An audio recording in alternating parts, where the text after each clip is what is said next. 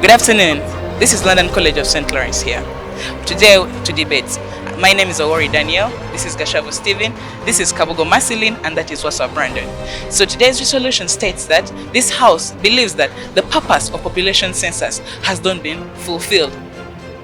Hello everyone, this is Team Jinja College. We are the debate fosters and we are here today to verse London College of St. Lawrence. The audience expect a lot from us and more so the best. We are prepared, we have teamwork, and we know we shall leave this place as victors because of we are prepared to give you all we can, all the best for this resolution. As debate fosters, we expect a win from this debate and the audience must just expect fire. It will be massive, it will be just the best that has never even been seen. House rules. Each speaker has 5 minutes. The first and last minutes are protected. The judge will ring a bell to signal the protected time. The bell will ring continuously after 5 minutes. Good afternoon, ladies and gentlemen. For purposes of this debate, it is good to come well informed. The motion of the debate states that the purpose of population census in Uganda has not been fulfilled. The general understanding and resolution of this motion states that it leads us to discuss on the effectiveness of population census in Uganda in achieving the intended purposes in 2024. As the affirmative, we say that this purpose has not been satisfied, and for us to win, to show you on basis of this motion the purpose of population census and to show you how it has not been fulfilled. And throughout this debate, we are going to show you how and why it has not been fulfilled through relevant justification. Currently in Uganda, the population census have been conducted every 10 years since 1960. And the first was in 1911 in colonial eras. The most recent is the 2024, with the previous ones in 2014 and the 2002. Despite efforts, census have faced challenges leading to inaccurate data, underfunding, and incomplete coverage. Our sources of information, ladies and gentlemen, is the Uganda Bureau of Statistics, the Daily Monitor, the Observer, and the Census Kit. Under government documents. 2024 National Population and Housing Census. Theme: it matters to be counted. Population: 49,924,252. Median age is 16.5 years. Fertility is 4.29 children per woman. Population density is 250 people per square kilometer. Urban population percentage is 29.3%, and urban population is approximately 14,635,755. And the purpose of population census, as stated by the National Population and Housing Census 2024, is facilitating planning, policy making, and administrative development and research. Provide accurate data for national development planning. This is crucial in the national budget, ladies and gentlemen. And to identify demographic and socio-economic trends. This is to show how Ugandans have developed and their economic status, for example. And to allocate resources and funds effectively as for the national budget, since we are approaching a new current financial year. And to monitor progress towards development goals, ladies and gentlemen. How it has not been fulfilled. Incomplete coverage leading to inaccurate data. According to the Uganda Bureau of Statistics, 1.5 million were missed to be counted, reporting 4% of the population of Uganda in post-enumeration. Dear ladies and gentlemen, this is critical information.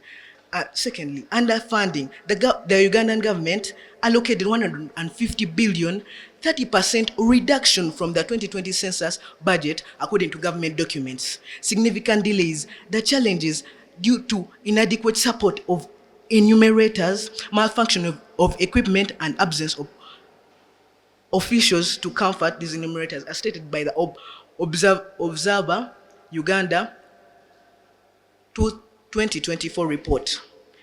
And also Daily Monitor states that census extended by a day to compensate for the lost time, as said by Dr. Mokiza Chris, who is in charge of this operation, dear ladies and gentlemen, and the Uganda Bureau of Statistics shows enumerators report released show that 60% of these enumerators were inadequately trained and 40% were insufficiently trained.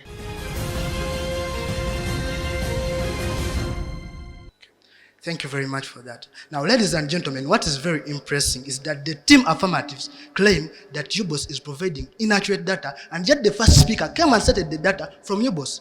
That shows how credible it is, since he can agree to whatever it can carry out. Now, ladies and gentlemen, what should we understand in today's debate? Because the first thing that we have discovered is that the team affirmatives have tried to explain to us the debate, but they have failed to understand the key things that we should understand. The first thing is that we should understand the term population census and its purpose. Now, population census is the process of counting people with their property within their territorial boundaries and finding out their socio-economic status. Now, the purpose means intention and the aim or function of something. Now, ladies and gentlemen, according to www.ubos, the purpose of population census is to generate benchmark data for planning for the country. Now, ladies and gentlemen, for them what they claim is insufficient data is what they, for us collecting insufficient data does not mean that we are having it is incredible. For us, we are looking at the credibility of the data. If it has been in position to fulfill its purpose, then that means that we are looking at credibility. Now, ladies and gentlemen, what is the purpose? Number one, according to www.ubos.org, the purpose of population census is to generate the benchmark for planning. Now, what are we supposed to prove? Number one, has the data been generated and has it been credible? As the mere fact that they have accepted the data and they have come to present it to us, it means that it has been credible. Number two, has there been planning? Has there been plans for the after collecting the data? If there has been planning for the collection of the data, then that means that the implementation or the outcomes are not on us. The third thing that we should understand that there is specialization of labor. That is what the government did. Number one, it gave the burden of collecting data, not granted. It gave the burden of collecting data to UBOS, and that UBOS does it. And that UBOS does it. Now, after there, the government has the burden to plan and also implement. Now, ladies and gentlemen, by the mere fact that the government has got this data, which believes that it's credible, and it has failed to fully implement, its tasks, then that means that the government of Uganda is the one that is failing, not the UBOS, which providing credible information, which even the affirmatives consent that UBOS is providing information. Now, ladies and gentlemen, what is happening in the current situation? Yes, we believe that population census in Uganda began in 1911. However, in 1969, that is when we had the first post-independence census. And after that, that data has been credible enough for us to come up with different plans, and some of these plans have even helped us reach the middle income status as Uganda, ladies and gentlemen, which they also consent that it is credible, but just that it is inaccurate. Now, ladies and gentlemen, let me tell you, someone to get a first grade at the end of it because that is its goal. But when there were challenges, for example, he failed to concentrate in class, but at the end of it all, he got the first grade. We don't consider him to fail to read, but he has got the first grade.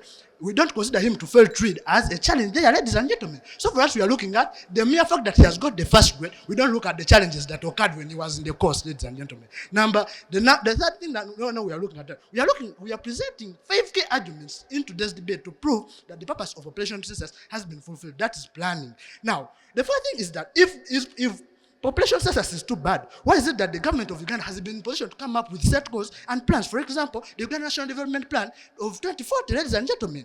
Now, another thing is that if it is too bad, why is it that it has been positioned to come up with development programs? For example, the job creation program, the poverty eradication program, and the immunization programs, ladies and gentlemen. If it is too bad. Now, the third thing is that if it is too bad, ladies and gentlemen, why is it that the government of Uganda itself has been in position to come up with the policies? For example, the taxation policies, if it is too bad. Now, the third thing we are looking at is that if it is too bad, why is it that how comes that the government of Uganda has been in position to discover that there is need to come up with more administrative units, ladies and gentlemen? For example, the districts, the cities, and the sub-counties. With that, allow me to rest my case. This is the High School Crossfire. We'll be back in a minute.